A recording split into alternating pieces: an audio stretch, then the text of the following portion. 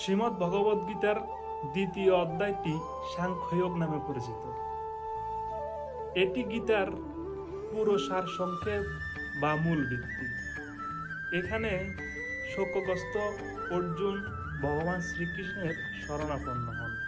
এরপর শ্রীকৃষ্ণ তাকে আত্মার অবিনশ্বরতা, কর্ময়োগ, স্থিতভঙ্গের লক্ষণ সম্পর্কে গুরুত্বপূর্ণ উপদেশ প্রদান করেন।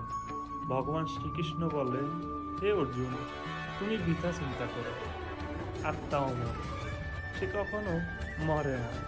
আর এই পৃথিবী তোমার সৃষ্টি নয়, পৃথিবীর মানুষও তোমার সৃষ্টি নয়। তাহলে কেন ওদের প্রেমে নিজেকে জড়াচ্ছ?